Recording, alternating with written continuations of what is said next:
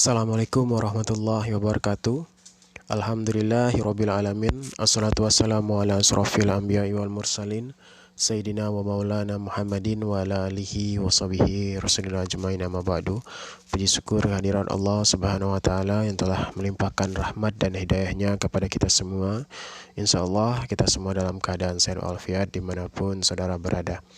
Salawat serta salam tak lupa kita sampaikan kepada junjungan kita Nabi besar Muhammad sallallahu alaihi wasallam yang telah membawa kita dari alam kebodohan ke alam yang penuh teknologi yang kita rasakan saat sekarang ini. Baiklah mahasiswa Bapak semuanya, Sistem Informasi Manajemen. Ya, hari ini kita akan melanjutkan perkuliahan dengan mata kuliah Sistem Informasi Manajemen untuk Ekonomi Syariah semester 4 ya. Jadi saya langsung saja ya ingin melanjutkan materi perkuliahan dari minggu kemarin ya, masih mengenai pengantar Sistem Informasi Manajemen. Nah, jadi bisa dilihat di layar ya. Ini ada nenek-nenek menggunakan laptop ya, bisa dilihat. Jadi teknologi ini akan dibutuhkan sepanjang masa dan di seluruh sendi kehidupan. Jadi maksudnya begini, teknologi terus mengalami perkembangan ya sampai saat sekarang ini. Tidak menutup kemungkinan siapa saja saat ini menggunakan teknologi informasi ya, baik itu seperti komputer, gadget ya, handphone dan lain sebagainya. Nah, bisa kita bayangkan ya, pada suatu hari nanti memang sudah kenyataannya kehidupan kita, keseharian kita sudah ketergantungan dengan yang namanya teknologi handphone ya. Bisa kadang-kadang itu ketika kita jauh dari handphone, kita bingung kadang-kadang ya kan. Terus ketika kita tidak ada handphone di samping, kadang kita merasa ada yang kurang ya dari kehidupan. Nah, itu kadang menunjukkan kita saat ini sudah ketergantungan, sudah butuh yang namanya handphone di samping kita. Nah, ini dikembalikan kepada kita masing-masing bagaimana kita bisa mengendalikan jangan sampai hidup kita dipengaruhi atau membuat hidup kita ketergantungan dengan teknologi itu ya. Nah, hal yang sangat penting sekali, kita sebagai manusia harus bisa mendekatkan diri kepada Allah Subhanahu wa taala. Jadi jangan sampai dengan teknologi kita membuat jarak jauh kepada Allah Subhanahu wa taala. Jadikanlah apa yang menjadi temuan yang baik-baik oleh manusia, penggunaan teknologi informasi bisa membuat kita menjadi lebih baik lagi ya. Kita bisa meningkatkan amal ibadah kita ya, kita bisa beramal soleh dengan berbagai teknologi yang sudah ada, yang sudah diciptakan oleh banyak manusia ya. Kita tinggal memanfaatkannya saja, ambil yang baik dan tinggalkan yang buruk. Kalau memang hal-hal itu buruk untuk kita, tinggalkan.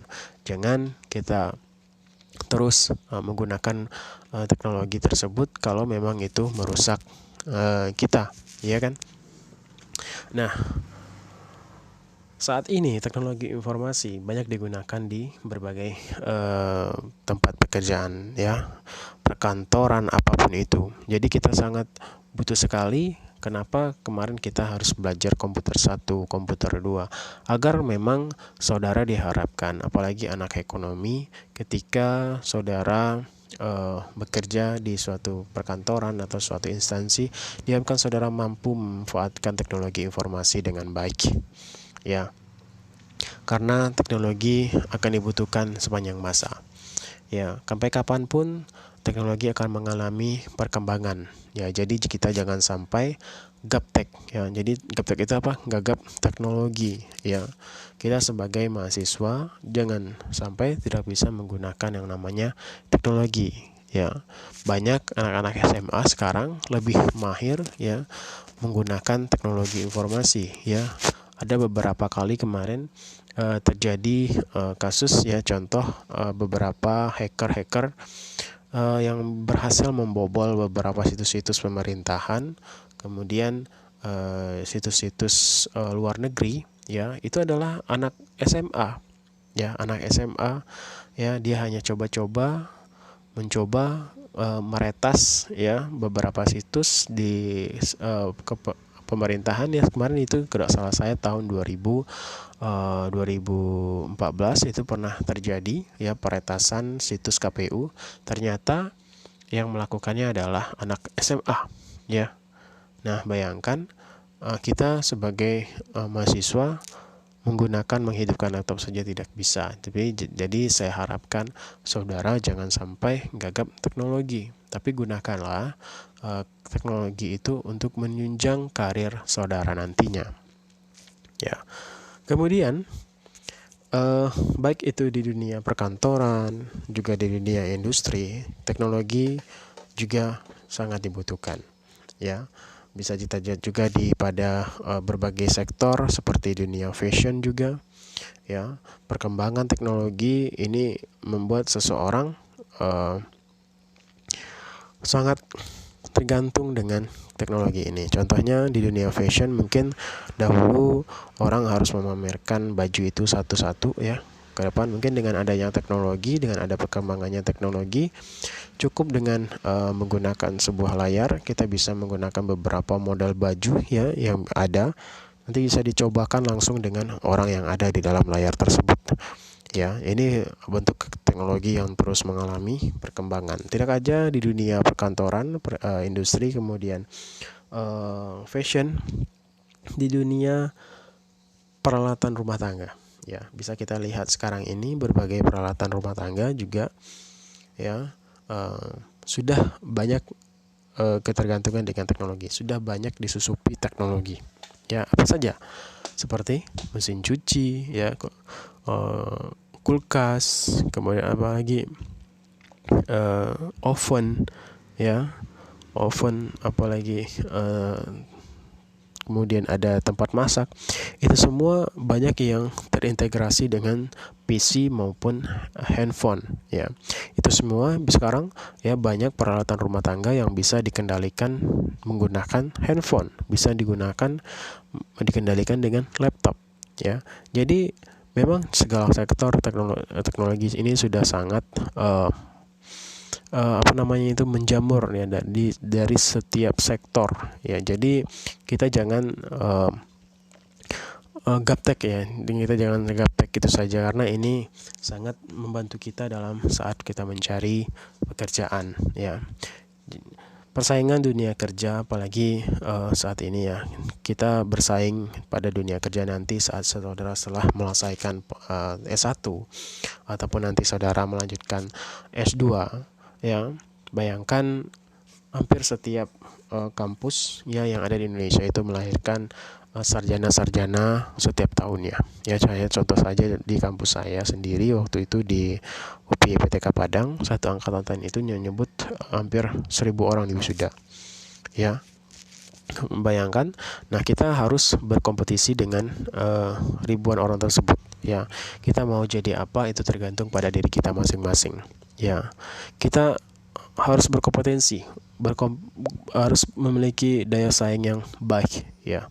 Siapa yang memiliki skill yang hebat, ya, dialah yang akan mendapatkan sebuah pekerjaan, ya. Apalagi salah satu yang menunjang saudara untuk berhasil, yaitu saudara memiliki kemampuan dalam pemanfaatan teknologi informasi, yaitu seperti komputer, gadget, dan lain sebagainya.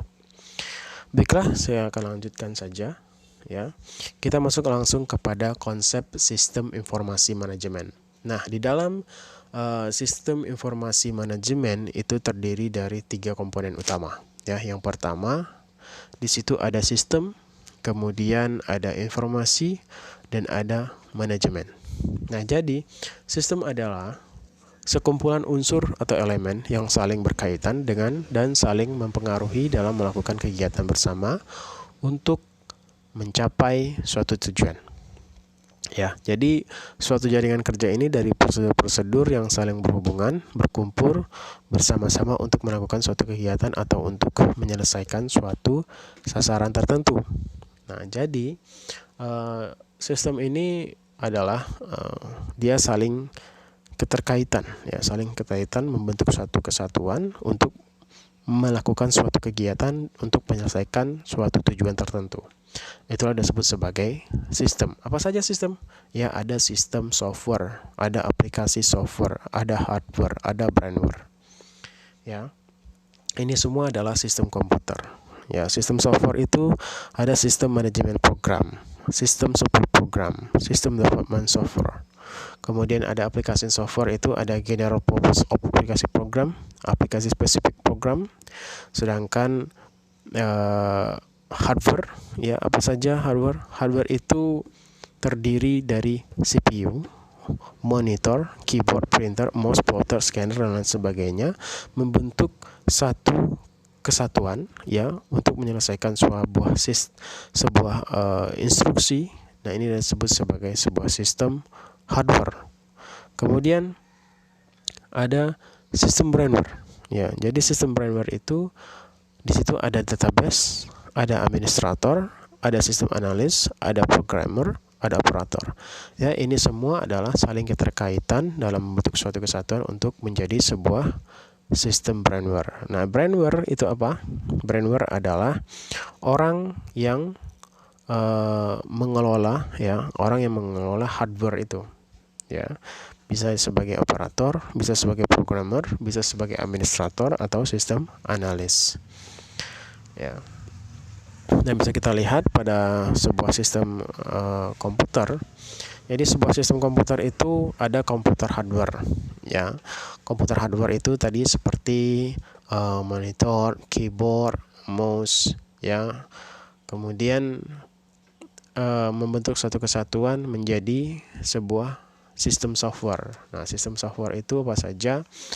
Nah, itu sistem untuk mampu menggerakkan sebuah aplikasi yang ditanamkan dalam komputer. Ya. Nah, kemudian ada aplikasi software. Ya, ini adalah berbagai aplikasi yang ada di komputer yang bisa dimanfaatkan, ya, digunakan dalam sebuah komputer. Kemudian ada brandware. Ya, brandware ini adalah orang yang melakukan sebagai administrator atau sebagai sistem analis untuk mengontrol kegiatan komputer itu sendiri. Ya, jadi yang menjalankan komputer, ya, itu adalah brandware. Ya, yaitu orang yang mengelola komputer itu. Nah, menurut satu lagi setelah sistem tadi ada informasi. Ya, informasi ini menurut R. McLeod, ya, dia menyatakan bahwa informasi adalah data yang diolah menjadi bentuk yang memiliki arti bagi si penerima dan bermanfaat bagi pengambilan keputusan saat ini atau mendatang. Nah, menurut dia informasi adalah data yang diolah menjadi bentuk yang memiliki arti. Ya, jadi informasi itu berasal dari sebuah data mentah. Ya, informasi itu lahir dari data mentah yang dikelola, ya, yang diolah di dalam suatu aplikasi di dalam sebuah komputer, membentuk suatu keputusan baru yang inilah menjadi sebuah informasi bagi si penerima atau yang ingin memanfaatkan informasi tersebut. Nah, jenis-jenis informasi ini ada informasi formal dan informasi informal.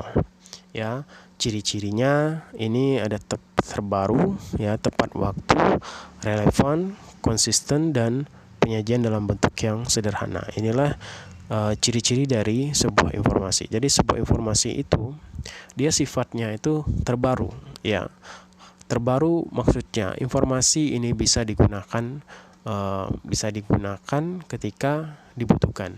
Ya, jangan sebuah informasi kalau dia tidak terbaru, informasi yang lama berarti dia sudah menjadi bahan mentah lagi yang harus diolah untuk mendapatkan informasi yang baru lagi. Kemudian ada informasi itu harus tepat waktu. Ya, harus real time. Ya, ketika misal sebuah pesawat, ya, yang ingin memasuki bandara, ini butuh informasi yang tepat waktu. Kalau misalkan terjadi kesalahan ketika dari menara pantau mengirimkan informasi yang tidak benar kepada pesawat. Ketika terjadi hal-hal yang tidak diinginkan, bisa saja pesawat tersebut mengalami kecelakaan. Nah, itu kenapa sebuah informasi itu harus tepat waktu, harus terbaru, ya, agar informasi itu bisa dimanfaatkan dan digunakan oleh si pengguna dari informasi tersebut.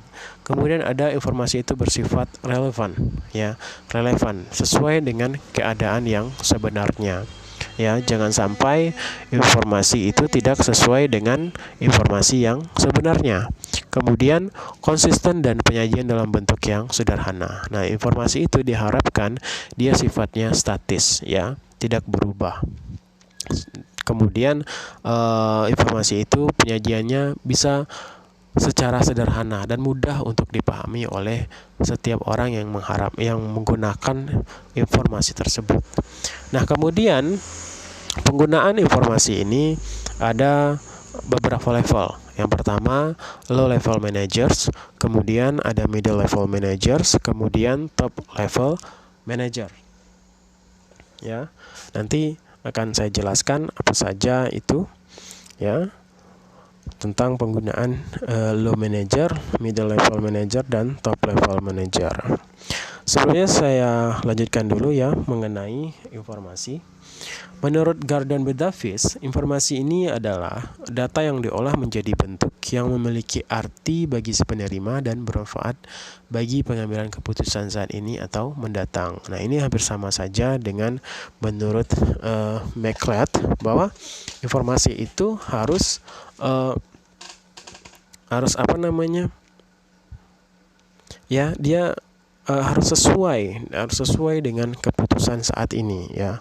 Waktunya itu harus pas, ya, sistem. Jadi informasi itu waktunya itu harus terbaru, harus relevan, harus konsisten, ya. Kemudian penyajiannya harus sederhana, ya. Hampir sama saja menurut Gordon B. Davis mengenai informasi, yaitu data yang diolah menjadi bentuk yang memiliki arti bagi si penerima dan bermanfaat bagi pengambilan keputusan saat ini atau mendatang.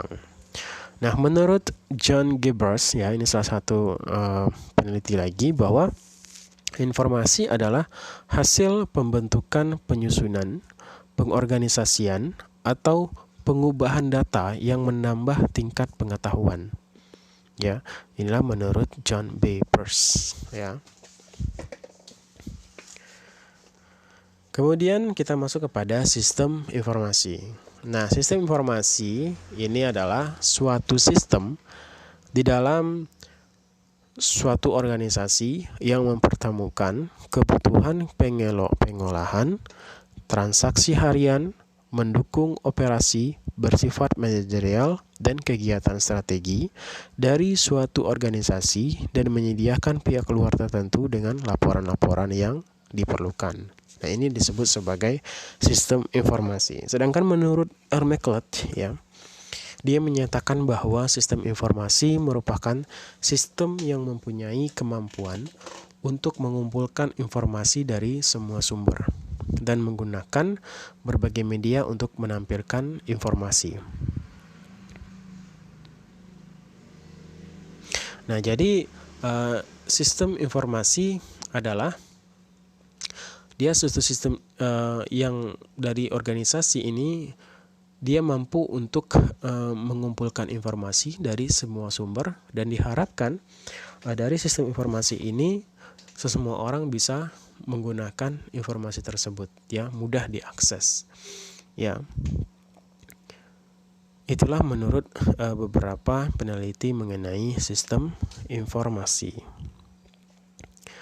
Kemudian sistem informasi menurut McLeod, dia menyatakan bahwa tentang informasi sebagai berikut. Informasi adalah data yang diolah menjadi bentuk yang memiliki arti bagi si penerima dan bermanfaat bagi pengambilan keputusan saat ini atau mendatang. Jenis-jenis informasi itu ada dua. Yang pertama, yang sudah saya jelaskan tadi, yaitu ada formal dan ada informal. Formal yaitu yang dihasilkan dari dalam organisasi, ya. Sedangkan informal adalah yang berasal dari luar organisasi. Nah, jadi Informasi formal adalah informasi yang dihasilkan dari dalam sebuah organisasi. Ya, informasi ini bisa digunakan oleh siapa saja ya di dalam internal sebuah perusahaan. Ya. Sedangkan informasi bersifat informal yaitu informasi-informasi yang berasal dari luar. Misalkan bagaimana perkembangan produk yang dihasilkan oleh sebuah perusahaan, apakah di pasaran itu bisa mengalami kemajuan ya atau tidak. Ini menjadi sebuah informasi yang dapat digunakan oleh sektor industri atau perusahaan untuk meningkatkan atau memperbaiki produk-produk yang dihasilkan dari sebuah perusahaan tersebut.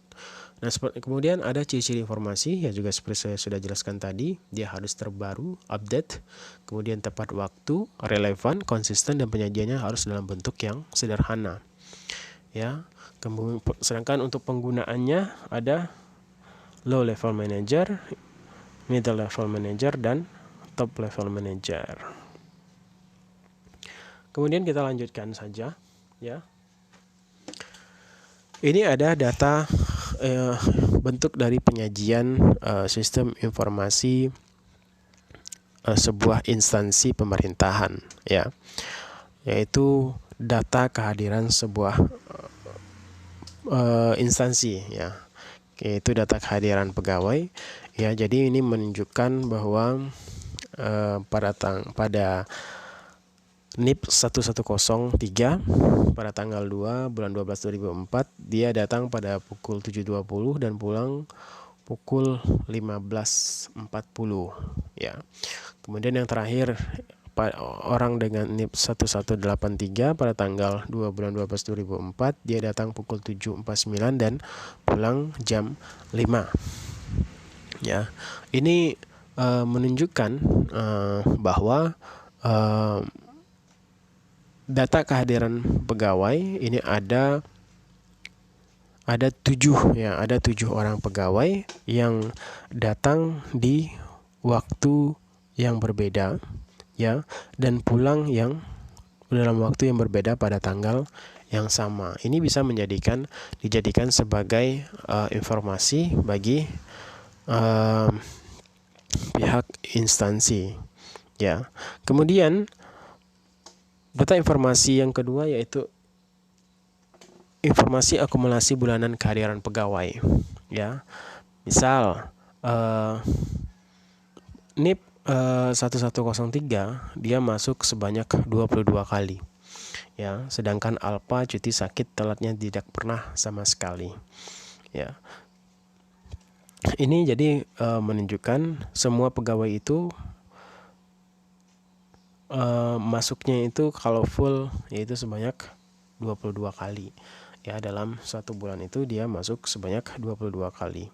Kemudian dengan orang dengan NIP 1142 ya dia masuk hanya 18 kali.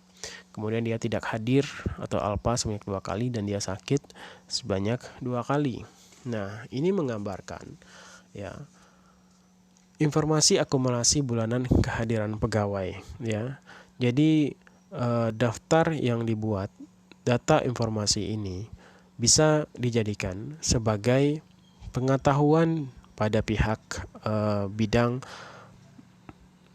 kepegawaian untuk melihat mana pegawai-pegawai yang memang disiplin atau pegawai-pegawai yang tidak disiplin ya dalam melaksanakan tugasnya ya dalam bentuk kehadiran pada setiap bulannya ya. Nah, kemudian ada juga kita bisa melihat pola kebiasaan kehadiran mingguan pegawai ya. Misal pada yang terlambat itu kebanyakan itu pada hari Senin ya. Pada hari Senin biasanya sering terlambat, mungkin dengan berbagai alasan. Mungkin dia ada ke Jambi, dia mungkin ada pulang kampung ya kan. Kadang Sabtu Minggu pegawai itu kan libur. Nah, ini menunjukkan ketika hari Senin itu banyak kadang pegawai yang telat mungkin masuk kantor dengan berbagai alasan. Selasa biasanya jarang ya terlambat. Kemudian hari Rabu ada satu, ya kan. Kamis nggak ada. Kemudian Jumat ya Jumat kadang dengan berbagai alasan juga. Kadang ada yang 5 sampai 5 orang yang tidak masuk pada hari itu. Kemudian ada pulang cepat, ada izin, ada alpa. Nah, pulang cepat ini kadang di hari Jumat ya, ada 8 orang ini yang pulang cepat ya. Kenapa? Kadang hari Jumat itu adalah hari terakhir pegawai melaksanakan pekerjaannya di sebuah instansi. Kebanyakan mungkin ada pegawai yang tinggal di luar kota, jadi dia kepengen pulangnya cepat ya kan, dia bisa pulang lebih cepat, lebih awal dari waktu yang sudah ditentukan ya. Ini adalah data informasi ya yang bisa digunakan oleh sebuah instansi untuk melihat pola kebiasaan-kebiasaan kehadiran mingguan pegawai ya dalam sebuah instansi. Inilah data-data yang sudah diolah sebelumnya, data mentah yang sudah diteliti menjadi sebuah informasi dan pengetahuan bagi instansi yang membutuhkan informasi tersebut untuk digunakan untuk mendapatkan suatu keputusan yang mungkin akan diterapkan pada pegawai-pegawai yang tidak disiplin tersebut ya. Kemudian data informasi dan pengetahuan ya. Kebijakan penataan jam kerja karyawan khusus untuk hari Senin dan Jumat. Misal dibuatlah peraturan jam kerja ya. Hari Senin itu dimulai pada pukul 10 ya. Kemudian hari Jumat itu berakhir pada pukul 14. Sisa jam kerja dikompresikan ke hari lain. Ya. Inilah sebuah kebijakan mungkin yang sudah dibuat ya oleh sebuah instansi atau beberapa instansi, di mana aturannya ya pegawai itu harus masuk pada jam 8 ya, atau dimulai pada pukul 10, sedangkan pada hari Jumat itu diakhiri pada jam 2. Ya, ini adalah sebuah kebijakan ya yang dibuat oleh sebuah instansi yang harus diterapkan oleh setiap pegawai. Kemudian jenis-jenis sumber daya ya yang akan diolah ini ada yang pertama manusia, kemudian material, kemudian ada mesin, fasilitas dan energi, kemudian ada uang dan informasi termasuk data. Ya, inilah sumber-sumber data yang menjadi data yang akan diolah oleh manajer untuk dijadikan sebuah informasi dan pengetahuan baru dalam mengelola sistem informasi manajemen. Nah, jenis-jenis sumber data tadi yaitu ada manusia, material, mesin, fasilitas energi, uang, informasi termasuk data. Ya. Alasan perlu diberikan perhatian pada pengelolaan informasi. Ya, yang pertama, kenapa perlu diberikan perhatian pada pengelolaan informasi? Yang pertama, kompleksitas kegiatan bisnis meningkat. Ya, kompleksitas kegiatan bisnis yang terus meningkat ini yang menjadi alasan kenapa perlu diberikan perhatian pada pengelolaan informasi. Ya, yang pertama pengaruh ekonomi internasional. Ya, kemudian persaingan dunia. Ya, kita sebagai penggiat bisnis ya harus menjadi seseorang yang memiliki kemampuan baik itu sumber daya manusia yang baik dan juga kedisiplinan yang baik ya, sehingga kita bisa untuk meningkatkan kegiatan bisnis yang lebih baik lagi di dalam sebuah perusahaan ya. Kemudian ada kompleksitas teknologi yang semakin meningkat ya. Kemudian ada batas waktu yang singkat dan kendala-kendala sosial lainnya. Ini adalah beberapa kompleksitas kegiatan bisnis yang meningkat, jadi sehingga kita perlu memberikan perhatian pada pengelolaan informasi. Kemudian kemampuan komputer yang semakin baik ya. Alasan komputer yang semakin baik inilah yang membuat kita kenapa perlu mendapatkan pengelolaan informasi yang lebih baik ke depannya. Jadi tidak ada alasan lagi kenapa pengelolaan informasi itu sangat penting diperhatikan ya, untuk dijadikan sebagai alat untuk menunjang kemajuan sebuah perusahaan atau bisnis. Ya, karena tidak banyak alasan. Kenapa banyak alasan ya? Karena yang pertama, kompleksitas kegiatan bisnis yang terus meningkat. Ya, kemudian memang keadaan sekarang ini komputer terus mengalami perbaikan sehingga kita bisa untuk meningkatkan kemampuan kita dalam bekerja. Ya. Nah, inilah beberapa knowledge component ya yang bisa kita lihat. Ya, jadi dalam ilmu pengetahuan teknologi itu digunakan sebanyak 70% ya, atau 70% ya. Kemudian prosesnya itu dilaksanakan sebanyak 20% dan selebihnya itu dilakukan oleh manusia, yaitu 70%. Ini menunjukkan bahwa sistem informasi manajemen sangat penting sekali digunakan dalam sebuah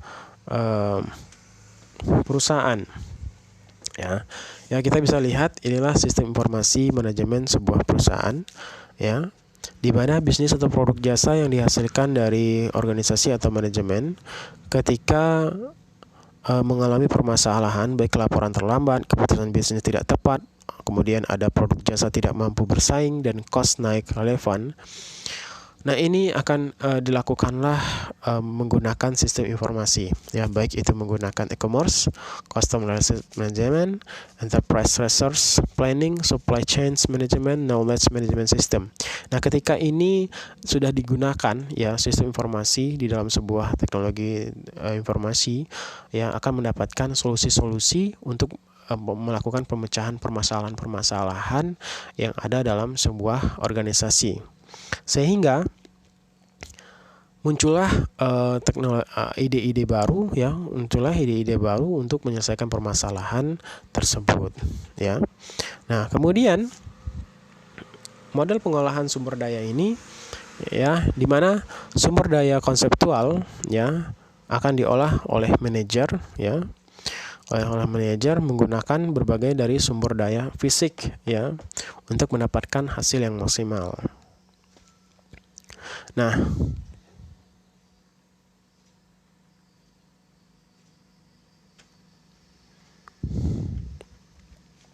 demikianlah perkuliahan kita pada siang hari ini.